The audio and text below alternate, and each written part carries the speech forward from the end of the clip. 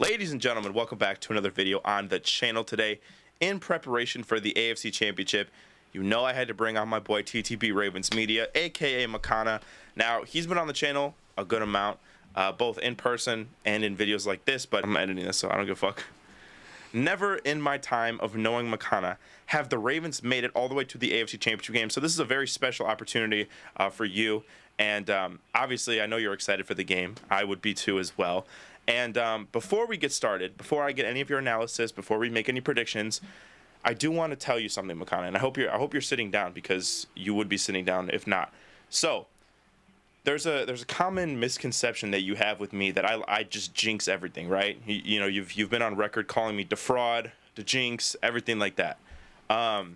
So what would be your reaction if I told you here and now that I made the single biggest bet of my life that the Ravens not only win this game, but that they cover the spread?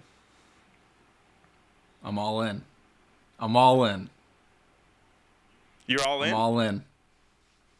No more defraud jinx. That's gone away. I mean, I can't call you the jinx now. Then that's gonna jinx the Ravens. So, but if the Chiefs do win, or I guess I'm guessing you don't really care as a fan if they don't cover. But if the Chiefs win, this is just permanent status for me then? Yes, 100%. Okay, so speaking of the Chiefs, there is a giant elephant in the room, and his name is Patrick Mahomes.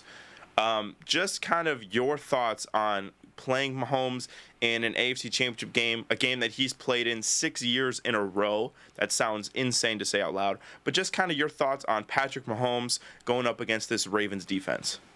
Yeah, I think this is very different because obviously the Ravens have played Patrick Mahomes 4 times with Lamar Jackson at quarterback. Starting off in Lamar Jackson's rookie year. Lamar's 1-3 against him. People like to bring that up all the time. But one of the biggest factors is the Ravens defense is drastically different than any Ravens defense Patrick Mahomes has ever played, because traditionally he was playing against a Wink Martindale coached defense. And I've been on the record, I think Wink Martindale sucks. I'm glad the Giants got rid of him. I think Kayvon's going to do great things without him. But what Wink Martindale likes to do, as everyone knows, is he calls cover zero. And he was calling cover zero when the Ravens wouldn't even have like Marcus Peters. It would be like Anthony Averett, cornerback 2, and some random guy at cornerback 3, like whether it's just some random vet or a rookie, and he would just be like, all right, yep, you're covering like these guys. And it was like, Wink, stop calling cover zero against Mahomes. That's the reason that Patrick Mahomes against the Ravens is like averaging like 350 and 3.5 touchdowns a game. Yeah. Because Wink Martindale calls cover zero every single time it's third down, and Patrick Mahomes would just tear the Ravens apart. Because it was just, Tyreek Hill, Travis Kelce. The Ravens just didn't have anybody that could cover either of those guys, really. Like, Marlon could do okay on Tyreek, but, I mean, they didn't have a linebacker that could cover Travis Kelce at all. And so now the Ravens are facing Patrick Mahomes with a drastically different defense.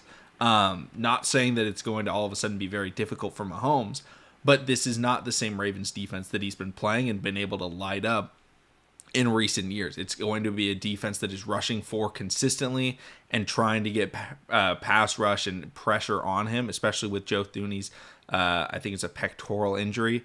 They're going to try and get that interior rush. Pec strain, yeah. So I think it's going to be really different. Obviously, you can't like necessarily stop Mahomes. When the great players are playing, you can't stop them. It's limit them. You have to limit Kelce. You have to limit the blows that they have. If they convert a third down, you can't have something that's destroyed the Ravens in recent times against the Chiefs is a third down pass across the middle, and it's like, okay, whatever, they got the first down, and then the Ravens miss 3 tackles, and then they score, and you're like, well, like, what are you doing? I think the Ravens defense is a very good tackling team, and their goal is to make the Chiefs go the entire length of the field. That's what the Ravens are great at, is limiting the big plays. And when you limit the big plays, that increases the opportunities for mistakes and big plays from the defense. And that's what they've capitalized on. You look at that 49ers game, the Niners were averaging like 10 yards a play, but they weren't getting, other than one massive Christian McCaffrey run, they weren't getting 60-yard plays. It was 10 yards, 10 yards, 10 yards, interception, and they were able to just capitalize. Yeah. And that's the difficult thing when you're playing Mahomes, is being able to capitalize. But the Ravens have enough players, I think, to be able to get some miscues potentially. Yeah, no, and I think you bring up a good point with the 49ers, because I think we've seen this year some of the best offenses go up and play the Ravens and just get shut down. I mean, you mentioned the 49ers. 5 turnovers? Terrible. Yeah. I talked about that with Matt in the other video we did. The Lions, you guys, it was 38-6? Yeah. I mean, Seattle, I'm going to throw them in there, obviously, right? Just these teams that you're just bulldozing. And I think that this is a pretty controversial take to say that this is the best defense in Lamar Jackson's tenure as a Ravens quarterback. I think that's pretty easy. So this defense is fantastic. Obviously, I don't need to talk to you about Mike McDonald. He's a stud. He's probably going to get a head coaching job, I would imagine. He's certainly good enough.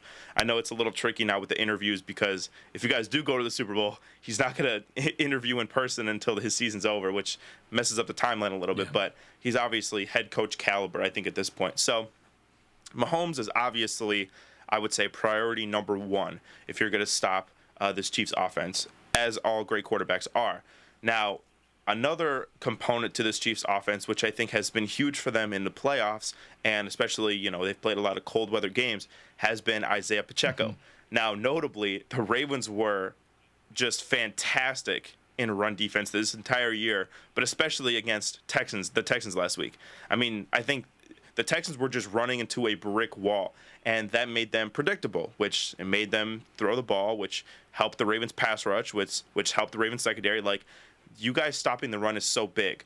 What is the biggest component, in your opinion, to stopping the Chiefs running game with Isaiah Pacheco this week? I think it comes from Roquan Smith and the physicality that he plays with, because the Ravens have struggled against the run against the crazy explosive running backs. I think the guys that gave them the most trouble were guys like Kyron Williams, Jahmyr Gibbs, Ricky Mostert and Devin Achane when they played the Dolphins. Those were kind of the only, and obviously Christian McCaffrey had like a 70-yard run, but outside of that, I felt like he was pretty well contained. But outside of that, the Ravens have been very good against the run because they wrap up very well. And so when you can't get to the guy and they're very fast, their angles kind of fall apart, because it's kind of usually one guy gets him, wraps him, and then another guy's hitting him with usually it's Roquan Smith with a forearm. If you ever see him tackle, he comes in there. Yeah. If anybody's ever seen the Ray Lewis video where it was, I can't remember what they call it, but it was like sports science. And they do what's more powerful, a Ray Lewis hit or a battering ram. And they find out that the Ray Lewis hit actually was more force than the battering ram had that on the door. Watch that video and see how Ray Lewis hits that door. That's how Roquan Smith tries to hit everybody. It's forearm in front, right into the gut or right into the side. But when you're playing against a physical running back, and I think Pacheco's very misunderstood, I think, by NFL fans, because people act like he's some sort of like speed back and he's crazy fast and explosive. Pacheco is not fast. He looks like he's fast. Like the way he he moves his legs fast, but his legs aren't moving like across the field. They're moving up and down. And so he's got quick feet. He's got quick feet, but that doesn't mean he's fast. So the Ravens are going to be able to hit him in the backfield. It's whether or not they're able to hit him and hold him there, right? Mike, I know you play Madden. The most frustrating thing of all time is when you're going against Mike Allstott or Derrick Henry or Marshawn Lynch, and you hit him in the backfield, and all of a sudden he just falls forward and it's 3 yards. That's what kills teams. Yeah. That's what the Ravens were great against the Texans with, against Devin Singletary, another guy that is very difficult to bring down. But they've got a lot of big bodies. Michael Pierce, Justin Madubuike, Jadeveon Clowney, Odafe Away. All of those guys are very good against the run. And Patrick Queen and Roquan Smith, their entire goal from the first play to the last is to hit every hole as hard as they possibly can. And that is exactly what they have to do if they want to stop the Chiefs and Pacheco. Yeah, I think you guys are a very well-coached, fundamentally sound defense, and I think a lot of times that's a really great reflection of the defensive coordinator. You guys, obviously, your defense has been fantastic all year. Now let's transition to the offense, which is maybe even better. Sounds crazy to say after we just talked we talked about the defense, but Lamar Jackson, He's on his way. He's going to, rather, win his second MVP this year. He has been fantastic from start to finish.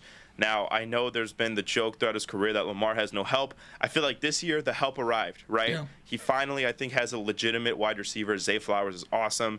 Odell has contributed. Isaiah Likely has filled in very nicely for Mark Andrews, who, by the way, what's the injury designation for Mark? You think he's going to play the AFC Championship I game? think Mark is going to play. Okay. Because I think he was like 50-50 last week, right? Like he was. The expectation was that he would be back for this week. Yeah. So, like I said, even if he's not, Isaiah Likely has been nice. Odell's contributed. Rashad Bateman's contributed. Zay Flowers has been legitimately awesome this year. So the offense has been humming.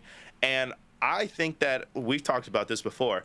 Todd Monken has done a really good job in his first year as the offense coordinator of the Ravens. I mean, talk about success. The guy was back-to-back national champion at Georgia, comes into the NFL. His quarterback's going to win MVP. They were the number 1 seed, and now they're a game away from the Super Bowl, right? I mean, that's a really good 3-year stretch for Todd Monken. But just talk to me about this offense, because this Chiefs defense, I think, in recent years has gotten a lot better. Specifically, I feel like from their defensive back play, which years past was terrible.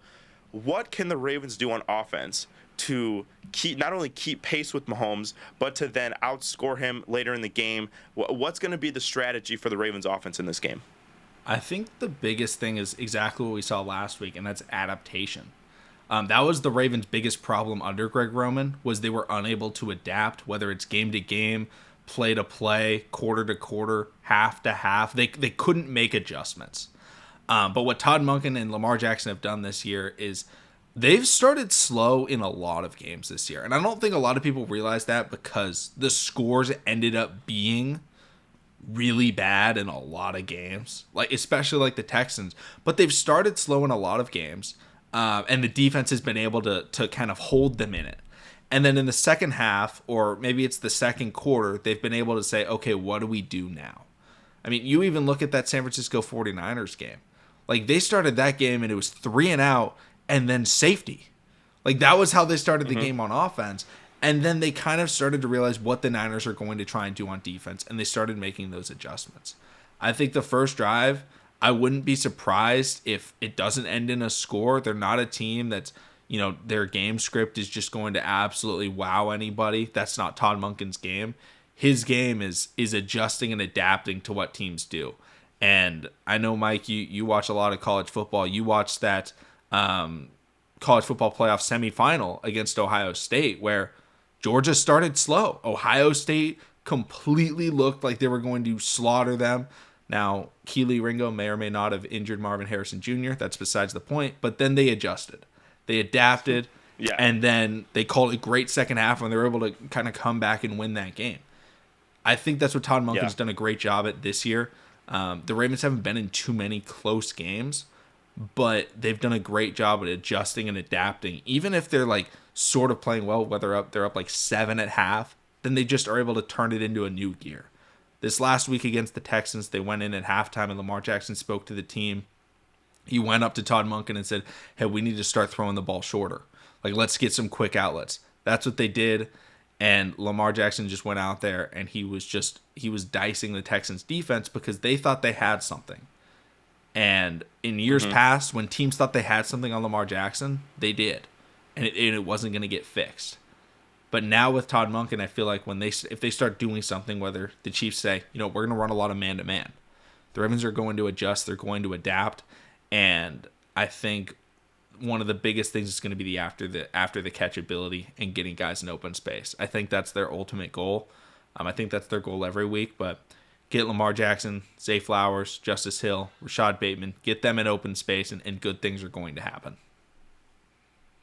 No, I definitely agree. I think your point of adjusting is huge, especially last week. I'm sure you saw the play, not the play before, but a couple drives before the Isaiah Likely touchdown. You kind of see him like pointing to the sky like, hey, just throw it up. Yep. What does Lamar Jackson do the next time they get to the red zone? He rolls out, and he just throws it high, right? Isaiah Likely's a big target. He's going to catch it. So it's just little stuff like that where if they're able to adjust, if they're able to just tweak something just a little bit, it can give them a good result. And I don't need to tell you that I think the Ravens very clearly need to be good in the red zone. It's something I talked about with Matt last week, or about the game last week, is I think that's why the Packers lost. The Packers were not able to capitalize once they got to the red zone. They were marching up and down the field. They would get there, and it was, field goal, failed fourth down. Especially in the playoffs, I don't care who you're playing, you have to convert those red zone trips. So for the Ravens to be able to adapt and to figure out the finer details is going to be huge. So we talked about Lamar, we talked about the defense, talked about Mahomes. How much of a benefit is this game being played in Baltimore? Because throughout his career, Patrick Mahomes has played those AFC Championship games in Arrowhead. Those fans are loud. It gets cold in Arrowhead. I'm sure it won't be as cold in Baltimore. But can you just describe what the atmosphere is going to be like at M&T Bank Stadium on Sunday? I think people talk about Detroit and how crazy they were, right? I think the Ravens are going to be that and more. Because this is the Ravens' first ever hosting of the AFC Championship game. I believe they did do it once or twice prior with the Baltimore Colts in like the 60s, or maybe the 70s. But outside of that, like, Baltimore hasn't been the place that teams are having to go to and win. And when you have a team like the Ravens with a quarterback like Lamar Jackson and defensive playmakers like Kyle Hamilton and Roquan Smith, that's massive for the crowd involvement. And then you're playing against a team like the Chiefs, who are also great for crowd involvement because Mahomes loves the big play and the razzle dazzle. And when you have those types of crazy plays, the crowd goes wild, and it makes it that much more difficult for the other team to play. So when you have Lamar Jackson, he's already going to be everybody's going to be screaming already because he's just going to be making a ton of great plays. But in addition to that, you have Zay Flowers, and I think they're going to go for big plays and they're going to try and break things up. But we saw the impact that the Ravens had on the Texans last week. The Ravens were the best home team in the NFL in terms of drawing false starts and penalties. The bank is loud, and it doesn't get recognized because I don't think it's been the spot of a lot of like massive games over recent years, right? Like, people talk about the Chiefs, they talk about Seattle. Those are kind of like the two big ones that everyone's doing. Well, why is that? Well, the Chiefs are hosting every AFC Championship game, and for maybe 10 years ago, right? Like, Seattle was in those deep playoff runs, and it was like, oh my gosh.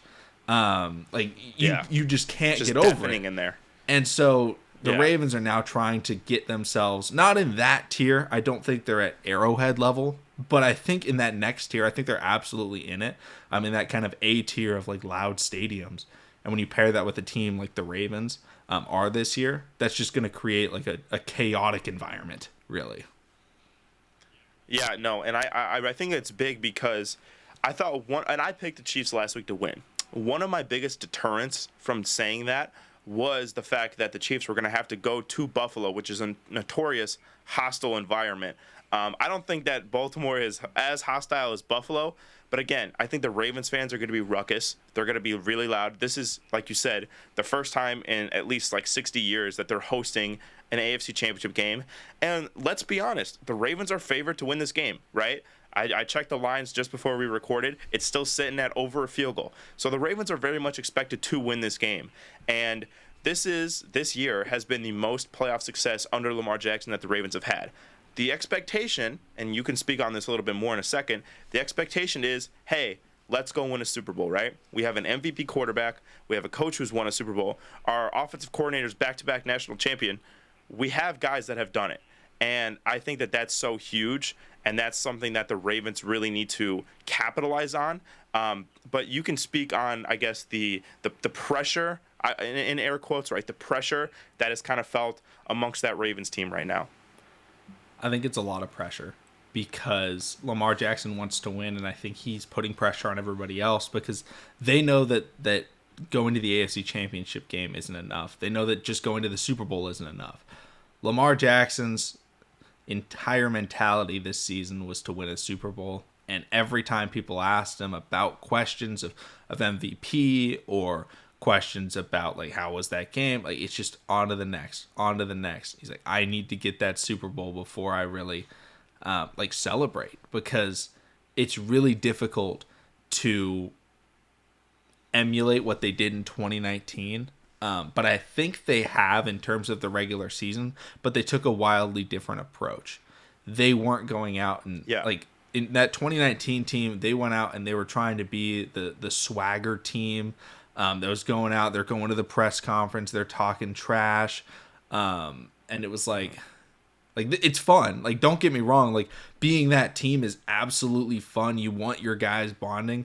But this team's mentality has been, we're going for more than just a regular season award, because Lamar Jackson's had that devastating loss in the postseason. And I think that was that Tennessee Titans game back in 2019. Mm-hmm.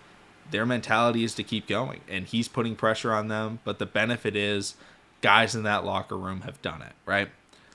Justin Tucker's won a Super Bowl. John Harbaugh's won a Super Bowl. You look at Mike McDonald, and he's been to, championship games with Michigan. You look at, obviously, offensive coordinator Todd Monken, back-to-back national championships. Roquan Smith's been in big games at Georgia. The Ravens draft players usually that are out of colleges that are playing in big games outside of Zay Flowers. But you got Odell Beckham Jr., which I think was a huge addition. Now, I didn't ever think Odell was a massive addition for the regular season. My thought process was, here's why you sign Odell. You convince Lamar Jackson to resign. Check. That worked. And then you have a veteran leader in your locker room that's gone out and won a Super Bowl before and has gone out and been one of the best players in the NFL. Like, Odell Beckham Jr., Mike, I don't know if you realize this. I think he has 3 times the social media following of any other NFL player that's active. Crazy. Like, he's like nearing 20 million followers on Instagram. Now, Travis Kelce might have been boosted recently. I don't know what he's at right now. But he's like he transcended football superstardom and just became like a massive celebrity where people just knew him. And I think, he's like best friends with Drake, like that's the kind of status he is, Like, he got that big, and having that for a guy like Zay Flowers, who, isn't the same guy as Odell was, but Zay's a huge locker room guy. Zay's somebody that everybody, like, he's the guy dancing in the middle when everybody's watching, and he's the guy, I don't know if you saw it, Mike, but they do a talent show for the Ravens, like most teams do, and Zay was rapping, and every single person in the building was rapping with him. Like, they all just started going crazy with him. Like, they love Zay. Cool. And I think Zay is kind of following Odell in sort of that, like, that Yoda leadership role. I think kind of like maybe how Cooper Kupp was, where I think Odell was just kind of like, hey, like you're the star now. Trust me, I was a star. This is how you handle it. And Cooper Kupp went out there and obviously tore it up. Especially down the stretch. So I think Odell's a huge factor in that leadership, and they have guys that have been there that have done that, and then they're also bringing in their 2 like legends of the game are Ed Reed and Ray Lewis. So they're probably going to get an intro. That'll be fun. Yeah. That's going to be iconic. How could you not be pumped up if Ray Lewis is introducing you to the AFC Championship game? That's what football's all about. Last thing I'll say. And last thing, we can end on this. Game predictions, right? Game predictions. So I alluded to it earlier. I am going to take the Ravens to cover the spread. 3.5, a little bit more than a field goal for a team that I think is pretty much across the board better than the Chiefs. The Chiefs have a slight advantage at coaching quarterback, but not by much in either direction. And I think the Ravens are better across the board other than that. So I would think this game is something in the vein of 24-20. Again, I do think the Ravens, the Chiefs are going to put up a good fight, right? This is not going to be a blowout. This is not going to be a game where the Ravens, I think, are cruising all game. You're going to be sitting on your couch and you're going to be sweating, McConnell. I guarantee Patrick Mahomes does that in the playoffs.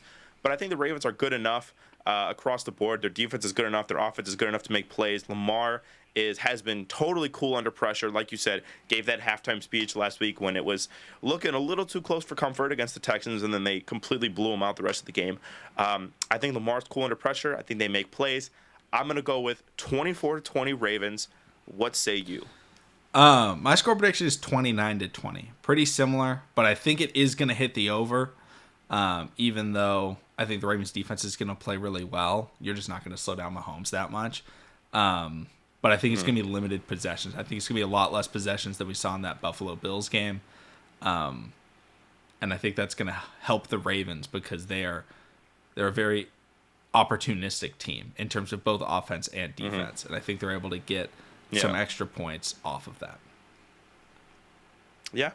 Well, all right. That is my AFC Championship game preview. Thank you to McConnell for coming on. I'll make sure to link his channel down below. I know you did some videos. You have one video coming out that I'm very excited to watch with AJ, our boy. He's a Chiefs fan, so I'm very excited to watch that. I think that's going to be very entertaining. But make sure to check out McConnell's channel. He makes a lot of good Ravens videos. Thank you for coming on, and go Baltimore, man. That's all I got to say. I have a lot of money riding on your boys this week, so they better not bankrupt me. But if you guys enjoyed, please don't forget to subscribe to the channel, like the video, and comment what you think the score of the AFC Championship game is going to be. Well, that's it for me. I'll see you guys later.